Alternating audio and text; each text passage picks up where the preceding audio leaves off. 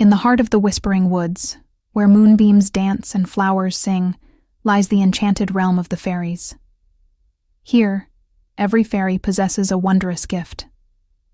Some can paint rainbows across the sky, others can teach the rivers to hum new tunes, and a few can even speak the ancient language of the stars. Among these radiant beings lived a tiny fairy named Lorene. Her wings, no bigger than a ladybug's, shimmered with the softest pastel colors.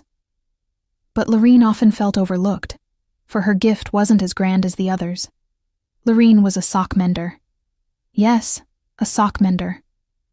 While other fairies were weaving starlight or coaxing shy blossoms to open, Lorene would flit from home to home, her tiny needle and thread at the ready. She'd find lonely, hole-ridden socks, forgotten under beds or lost behind dressers, and with a gentle touch and a quiet hum, she'd make them whole again.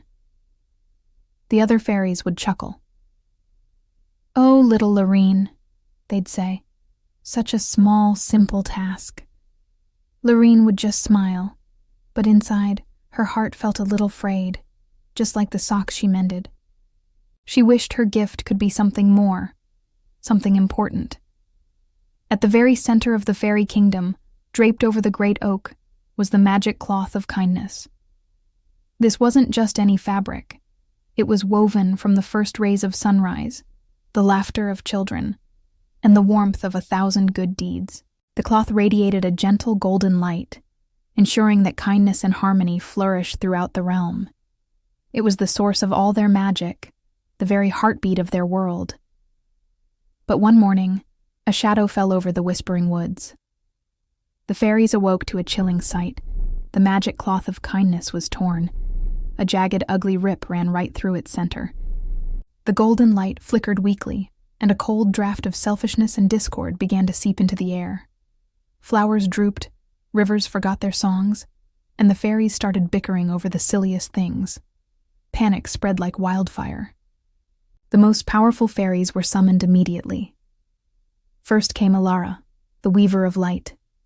She tried to reweave the tear with pure sunbeams, but the threads dissolved into dust.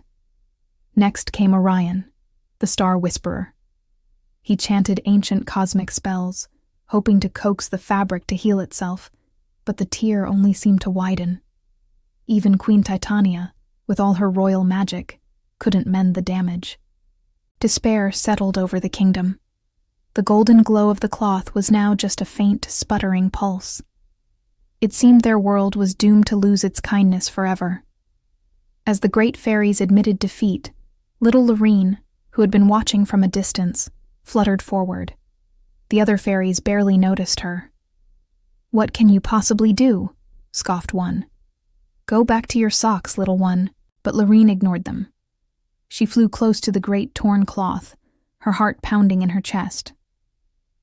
The rip looked like a giant canyon to her, but it also looked familiar. It looked like the heel of a well-worn sock.